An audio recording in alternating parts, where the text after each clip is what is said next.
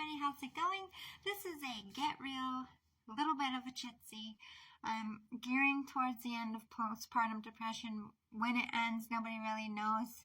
They just always say you just feel it. And I think they're right in the sense of I feel a shift. I'm not dealing with as much as I was.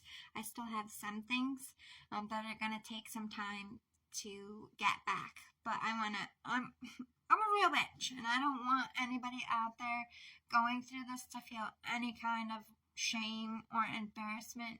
Like, this isn't something that we can control. And I know that my situation was a little bit more thicker than other postpartum cases because I was also grieving on top of it because I had a stillbirth. So I was dealing with stillbirth stuff, and I also had a lot of hormone issues. I don't know if it's because I had a stillborn, like the emotional side of it was just more intense, or because I had a stillbirth like 12 years ago as well with a boy, and I received the same, intense mix of postpartum and grief.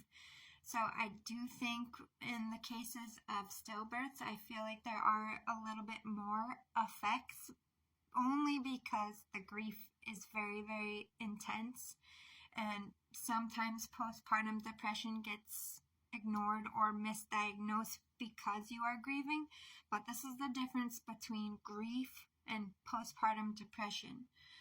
You either can have, with my son, I had massive weight loss. The weight just peeled off me. I couldn't eat. I couldn't keep anything down. It triggered my eating disorder.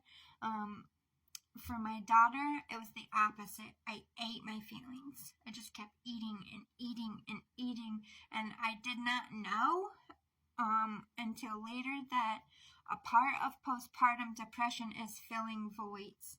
And you find a way to fill it. With my son, it was starving myself. With my daughter, it was feeding a hole I couldn't fill. It wasn't that I was hungry. I was empty.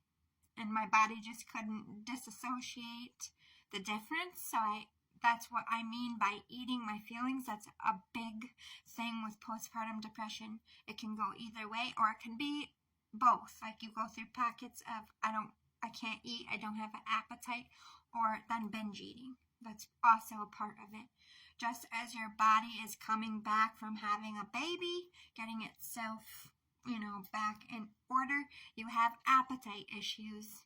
For any mother, whether you have postpartum or not, don't feel weird. Like, those 6 weeks of you coming back, you're going to have pockets of cravings like you're still pregnant. That's your body telling you things. Like, if you are craving lettuce or like really healthy stuff, you know that you have a deficiency in vitamins. Your cravings help support your machine. It's like a warning in your machine, like, hey, we need more of this. So you will start to crave fruit. You'll start to crave salads.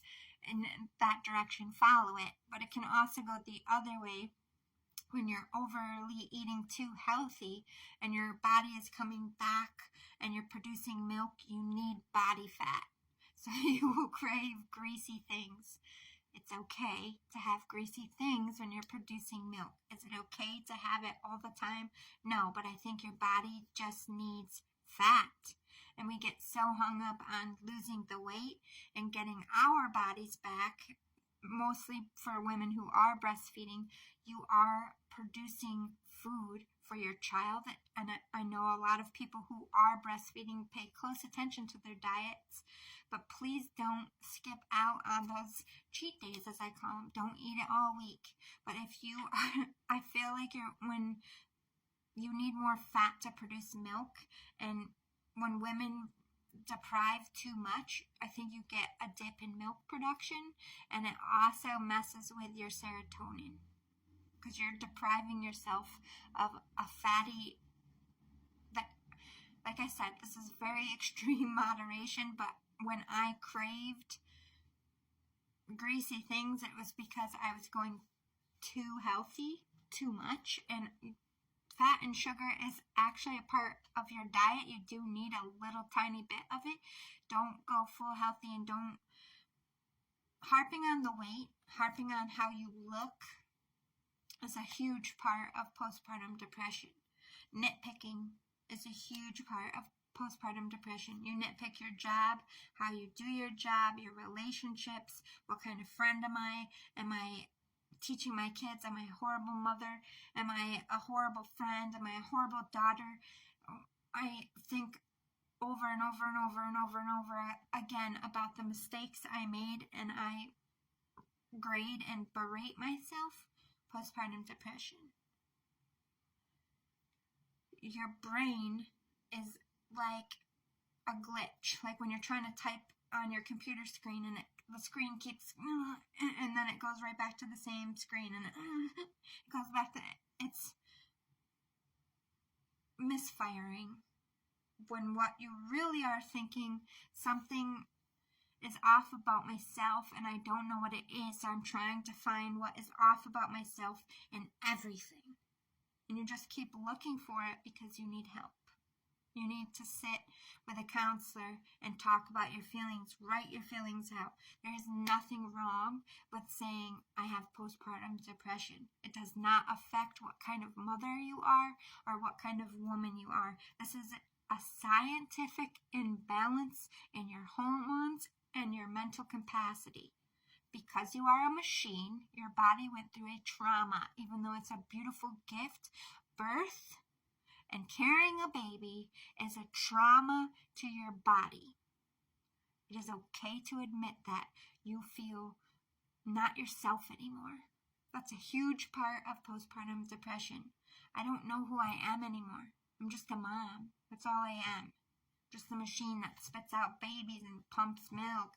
And, I don't look good. My husband or wife doesn't find me attractive anymore. I suck at everything. Oh, I fell. I'm a failure. That's postpartum depression. You don't really feel that. Your system is jacked.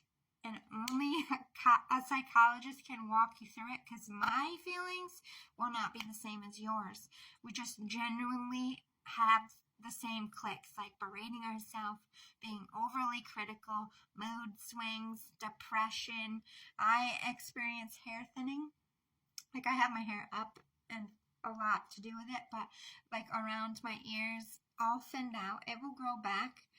In some parts, I have bald spots. And my hair fell out from postpartum depression. It's a part of it. It's a huge part. And some women even experience alopecia after it. So I'm fearful of that because I'm very vain about my hair. And I just, God only gives me what I can handle, and wigs are fabulous. And all you beautiful women out there with alopecia, women experience hair loss on all levels as we age. Your hairline recedes just like men, but we're not allowed to talk about it. We're not allowed to, admit it. We have to get the sprays and dye our hair. And no, hair loss in women is very real, especially with postpartum depression. It's like the number one thing. Your hair falls out. Mine, it did fall out, but I think it just got really, really thin, because my hair used to be thick and blah, blah, blah, boom. You know what I mean? Now it's just more like getting flatter to my head. But I do feel like my hair is coming back. If somebody sees a bald spot, that's the least of my fucking worries, bro. You walk around with a hole in your soul because your kids are dead. And you won't give a fuck about a bald spot in your head either. I'm dealing with some shit. Fuck my bald spot. And fuck you for being a judgy dick. You have to grow that tough shield, especially with yourself. You are the biggest bully to yourself when you are experiencing postpartum depression or any depression. It's okay to admit that you're being a dick to yourself. I say it all the time. Would you stop being a dick? And I'm only talking to me. Yell at yourself. You are doing the best you can, and the best is enough. It's enough. You're okay. You had a baby. You will find yourself again. You will feel good again. One day at a time. One step at a time. This is your journey. Don't look at left. Don't look right. Just look forward, or I'll fuck you up. You got this. You're strong. You got a fucking baby. You can do anything. Love it.